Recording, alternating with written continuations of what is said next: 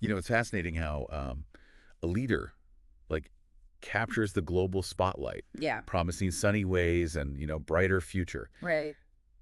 but leaves behind kind of a legacy that's clouded in controversy. Mm-hmm. You've reached out to us because you believe Trudeau's time in office has actually been really detrimental to Canada. Yeah, And you want a deeper understanding of how his policies have kind of impacted, the nation as a whole. for sure.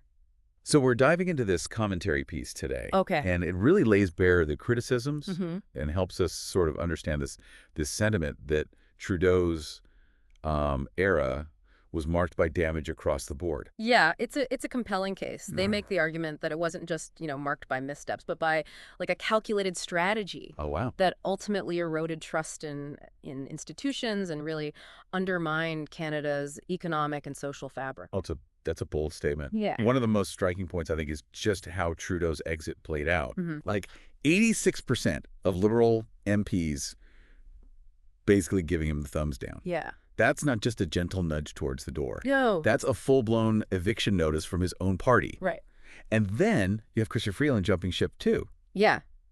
It really underscores the depth of the dissatisfaction within his own ranks. Precisely. This wasn't a graceful resignation at all. This was a desperate attempt at damage control. Right. The author suggests that this move was a last-ditch effort to kind of salvage the Liberal Party's image Okay. before this inevitable, election reckoning. It's damage control before the election. Exactly. Got it. Yeah, yeah. But then he pulls this prorogation maneuver, Yeah. essentially hitting the pause button on Parliament until March 24th. Mm-hmm. What's the point of that? Right. Is he just trying to delay the inevitable? Well, I mean, prorogation gives the government some breathing room. Okay. It halts all active legislation, preventing kind of any immediate scrutiny or consequences. Right. The author sees this as like a blatant power play, right? Mhm. It gives the Liberals time to regroup, Yeah. choose a new leader, Yeah. and maybe try to rewrite the narrative a little bit Okay. before facing the voters. Yeah. So regroup, rewrite, and then face the voters. Exact. Okay. Yeah. Let's talk about those bills left hanging in the balance then. Okay. This commentary piece lists a whole bunch. Yeah. Capital gains tax changes, the Online Harms Act, Right. even a bill about vegan product labeling. Mm-hmm. It feels like everything's just like frozen in time. And that's where the real danger is, right? These Yeah. aren't just abstract pieces of legislation. Okay. These represent tangible changes that impact people's lives, right? Right. So the author argues that by proroguing Parliament, Trudeau essentially silenced all these ongoing debates and just kind of swept critical issues under the rug. Like you just put everything on hold. Yeah, essentially. The article specifically calls out the Online Harms Act. Right? It Yeah. seems like everyone had a really strong opinion on that one. Yeah. Was this a deliberate move to kind of avoid further controversy? Mm-hmm. Or was it just collateral damage in this whole prorogation power play? The author suggests it was calculated. Okay. They argue that the Online Harms Act, with its potential for censorship and government overreach, had become a political liability for Trudeau. Yeah. So by proroguing Parliament, he effectively killed the bill Okay. without actually having to take a firm stance or Right. face the consequences of passing or rejecting it. So he just avoided it altogether. Yeah, pretty much. It's like hitting the reset button on all these complex issues Mhm. without actually addressing them. Right. So let's shift gears a bit Okay. and look at the broader picture. Sure. This commentary, it doesn't hold back in its criticism of Trudeau's track record. Yeah. Scandals, broken promises, controversial policies. It paints a pretty bleak picture. Yeah. The author argues that Trudeau's tenure was marked by this consistent pattern Okay. of prioritizing image over substance, Interesting. using progressive rhetoric to mask decisions that ultimately benefited, the elite Right. while leaving everyday Canadians behind. So all talk and no action, essentially. Kind of, yeah. Let's start with the scandals then. Okay. SNC Lavalin, W Charity, Yeah. the Aga Khan vacation, Yeah. the blackface incidents. It's a long list. It is. What do these scandals tell us about Trudeau's leadership? Well, the author contends that these scandals weren't isolated incidents, but rather symptoms of a deeper, ethical malaise Wow. within Trudeau's administration. They Yeah. they point to a pattern of entitlement, a disregard for rules, Yeah. and a willingness to kind of exploit power for personal gain. It's almost like a sense of being above the law. Yeah, that's the sense So, you get. the SNC-Lavalin affair, that was particularly damaging. Absolutely. It felt like, a blatant attempt to interfere with the justice system to protect, a powerful corporation. Right. The author argues that the SNC-Lavalin scandal really exposed this troubling willingness to prioritize political expediency over the rule of law. Yeah. And that eroded public trust Right. and fueled cynicism towards the entire political system. Like it made people question the whole system. Yeah, exactly. And then there's this whole issue of broken promises. Right. Electoral reform was like a huge one during his first campaign. Yeah, absolutely. And then it just kind of vanished. The author sees that as a classic example of Trudeau's bait and switch tactics. Right. They argue that he used these lofty promises to appeal to voters' idealism, Right. but then abandoned those promises once he was in power. So it's like he said what he needed to say to get elected. Yeah, that's the And then didn't follow through. Right, and it reveals a kind of cynical disregard for democratic principles. It feels like a betrayal of trust, almost. Yeah, absolutely. You mentioned this idea of using progressive rhetoric to mask less than progressive actions. Can you elaborate on that a little bit? Well, the author argues that Trudeau mastered the art of using progressive language and imagery to create this positive perception, like a sort of brand Trudeau Interesting. that really resonated with voters who were yearning for change. Right. However, they contend that this carefully crafted image masked a reality where policies often favored corporate interests, Right. increased economic inequality, and failed to deliver on these promises of, social justice. So it's style over substance, essentially. Yeah. It's all about appearances, crafting this image of a progressive leader, Yeah. while the actual policies tell a different story. Absolutely. The author argues that Trudeau's government was like a masterclass. Wow. In media manipulation. Okay. They used savvy communication strategies and carefully curated,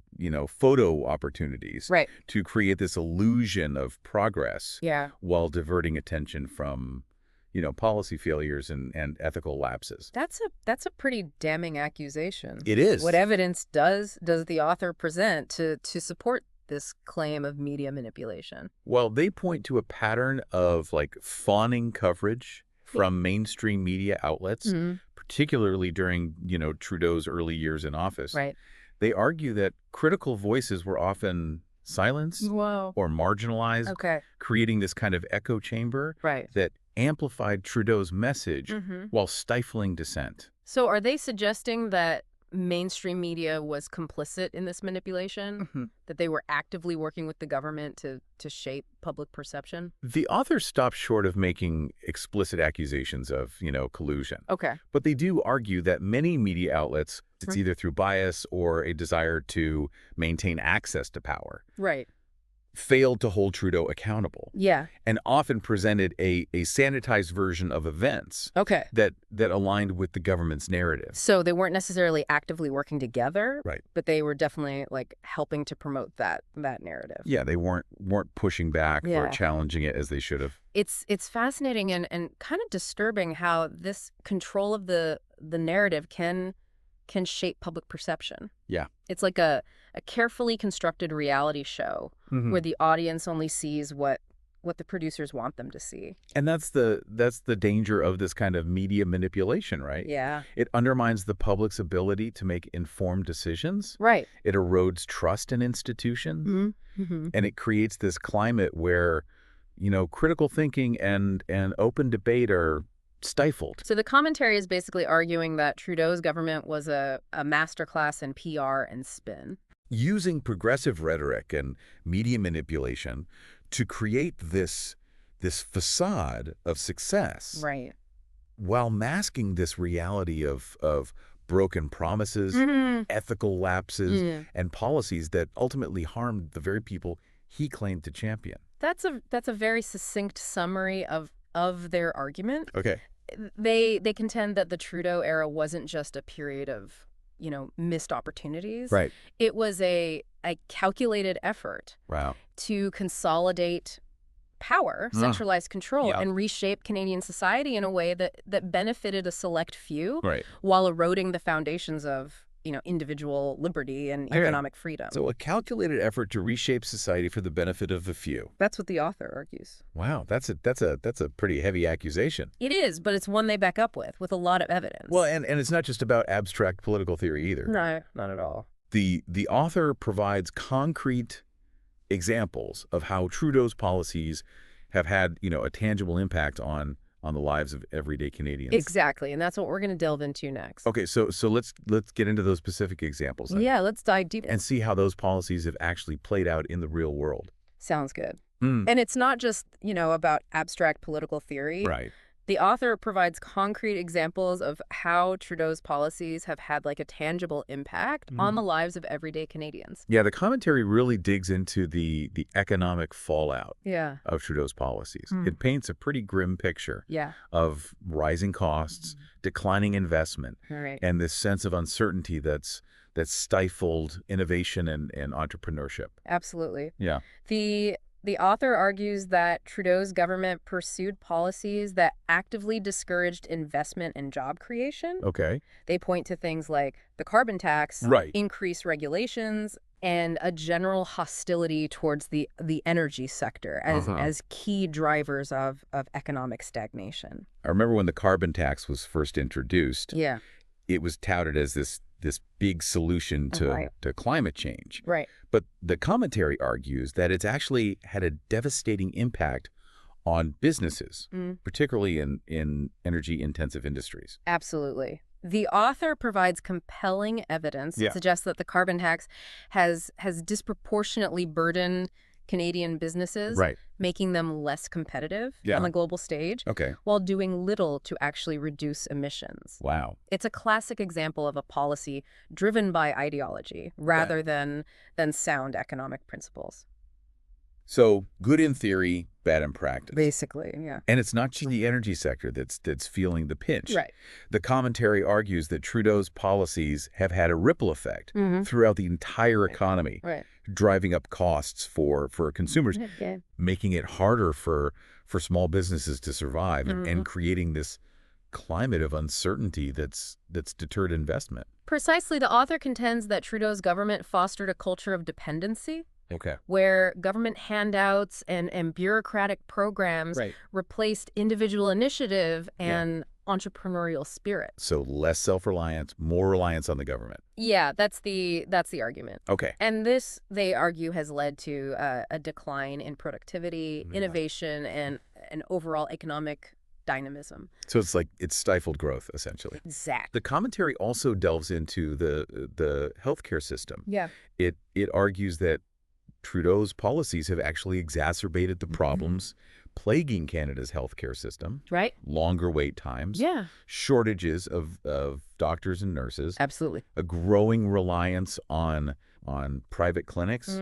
It's a pretty bleak assessment. The author makes a compelling case that Trudeau's approach to healthcare was characterized by grand pronouncements and symbolic gestures. Right.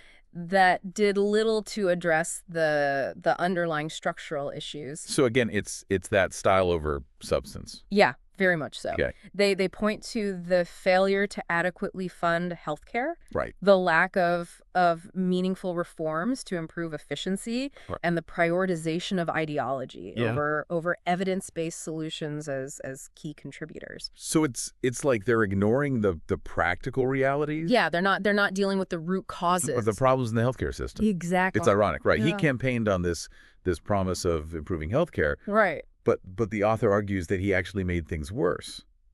That's the crux of their argument. Yeah. They contend that Trudeau's government excelled at creating the illusion of progress. Right. But their actions often contradicted their rhetoric.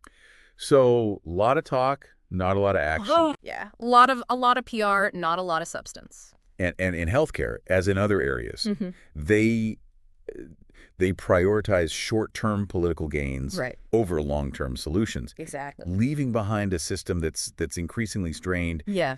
And unable to meet the needs of Canadians. And it's not just about the economy and healthcare. The commentary also criticizes Trudeau's approach to education. Yeah, let's talk about that. Okay. What are their main criticisms there? Well, they argue that his government prioritized ideology over academic excellence, Okay. leading to a decline in educational standards, Right. and a growing disconnect between what's taught in schools and the skills needed to succeed in the real world. So it's like they're not preparing students for the workforce. Yeah, that's one of their concerns. Okay. The author expresses concern that under Trudeau's leadership, education became less about equipping students with the knowledge and critical thinking skills necessary to navigate a complex world, and more about indoctrinating them into a particular worldview. Wow, so it's like they're pushing an agenda. Yeah, that's the argument. Rather than focusing on actual education. Right, and they argue that this ideological focus has led to a decline in academic rigor, a narrowing of intellectual discourse, and a failure to adequately prepare young Canadians for the challenges they'll face in the future. It's like they're trading long-term success for short-term political points. Yeah, that's a good way to put it. It seems like there's this pattern of prioritizing feel-good policies that sound great in a tweet, but ultimately undermine the very institutions that are supposed to support Canadians, the economy, healthcare, education. That's a very astute observation. The author is essentially arguing that Trudeau's government engaged in a sort of societal sleight of hand, using progressive rhetoric and symbolic gestures to create this perception of progress, while undermining the foundations of a strong and prosperous nation. It's like they're creating a facade to hide the real problems. Exactly. And a big part of that sleight of hand, as we discussed earlier, was this masterful control of the media narrative. Absolutely. The commentary suggests that Trudeau's administration was incredibly adept at using the media to their advantage, silencing critics and shaping public perception. Absolutely. The author contends that Trudeau's team understood the power of media and used it strategically to advance their agenda. They cultivated relationships with key journalists, used social media to bypass traditional media outlets, and effectively silenced dissenting voices through a combination of intimidation, pressure tactics, and outright censorship. It's interesting because you rarely hear these criticisms in mainstream media outlets. Yeah. It's like there's this unwritten rule that you can't be too critical of Trudeau or his policies. The author argues that this is precisely the problem. They contend that many media outlets, either through ideological bias or a fear of reprisal, became complicit in promoting Trudeau's agenda and suppressing alternative viewpoints. So it's like they're afraid to speak out. Yeah, that's the suggestion. Against the government for fear of repercussions. Exactly. So it's like a self-reinforcing cycle. The government controls the narrative. The media amplifies that narrative. And any dissenting voices are drowned out, creating this illusion of consensus that's hard to break. So it's like everyone's on the same page, but it's not a genuine consensus. It's manufactured. It's not organic. The commentary really drives home the point that this erosion of media freedom has had a profound impact on Canadian democracy. Absolutely. If people can't access diverse perspectives and engage in open debate, it becomes very difficult to hold power to account. Precisely. The author argues that a healthy democracy depends on a vibrant and independent media that's willing to challenge those in power, scrutinize their actions, and provide a platform for diverse voices.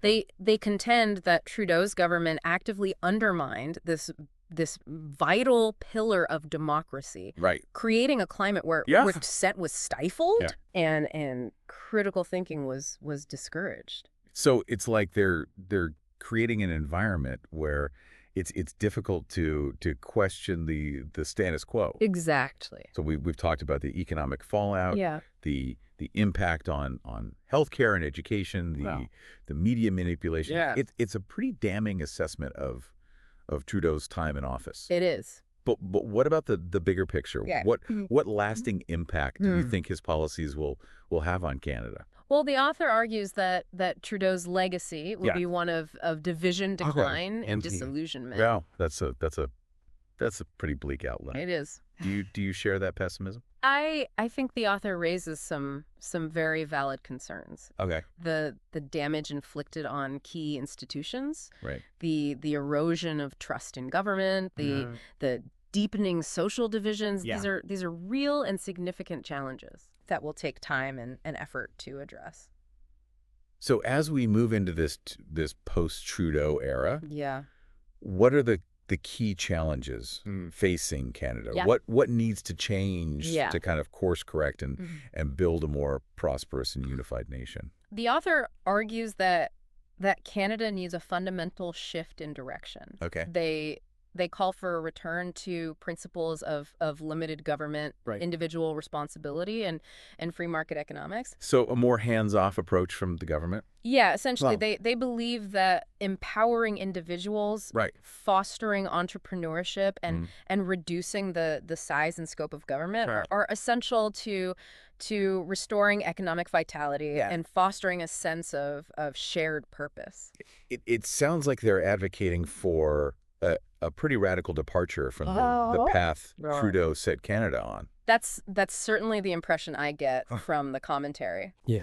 They see Trudeau's tenure as a cautionary tale, a demonstration of the dangers of unchecked power, ideological overreach, and the manipulation of media and public opinion. It's a powerful message. It is. And one that I think resonates with a lot of Canadians who are feeling disillusioned and unsure about the future. The author's message is ultimately one of hope. Okay. They believe that Canada has the potential to overcome these challenges and reclaim its position as a beacon of freedom, prosperity, and opportunity. Okay. But they argue that this will require a conscious effort to reject the policies and ideologies that have led the nation astray and embrace a new vision grounded in individual liberty, limited government, and a commitment to the principles that have made Canada great.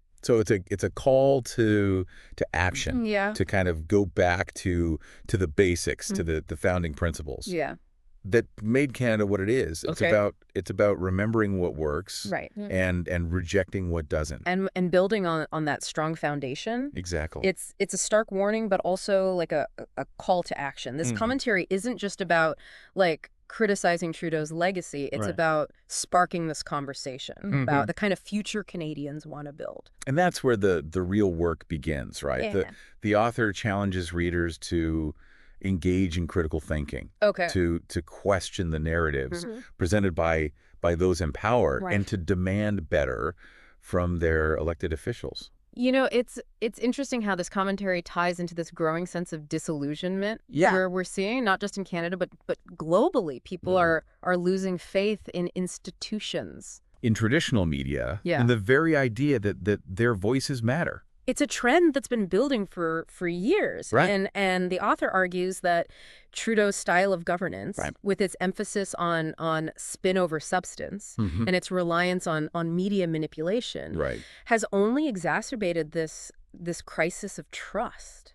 They make a compelling case that this erosion of trust has real consequences. It breeds apathy, fuels cynicism, and makes it easier for those in power to operate with less accountability. Precisely when people lose faith in the system, they become less likely to participate in the democratic process. Less likely to hold their leaders accountable and more susceptible to manipulation and misinformation. So what's the antidote? How do we rebuild trust, not just in government, but in the very institutions that are supposed to serve us? The author believes that transparency and accountability are key. They argue that leaders need to be honest about the challenges facing the nation engage in open and respectful dialogue with citizens and demonstrate a genuine commitment to serving the public good rather than pursuing their own self-interest. It sounds like they're calling for a radical shift in the way we think about leadership. It's not about charisma or popularity. It's about integrity, competence, and a willingness to put the needs of the people first. Exactly. The author argues that true leadership is about inspiring trust, fostering unity, and empowering individuals to take ownership of their communities and their futures. It's a vision of leadership that's rooted in service, humility, and a deep respect for the principles of individual liberty and limited government. It's a vision that I think resonates deeply with many Canadians who are yearning for a more authentic and accountable form of governance. And it's a vision that requires active participation from all of us. We can't simply sit back and wait for change to happen.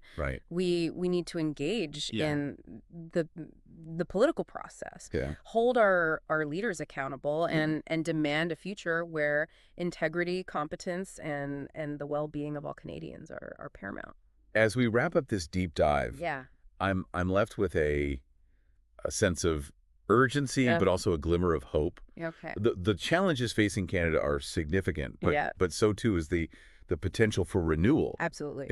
If we can learn from the mistakes of the past, if we can rediscover the principles that have made Canada a beacon of freedom and prosperity, then perhaps we can build a brighter future for ourselves and generations to come.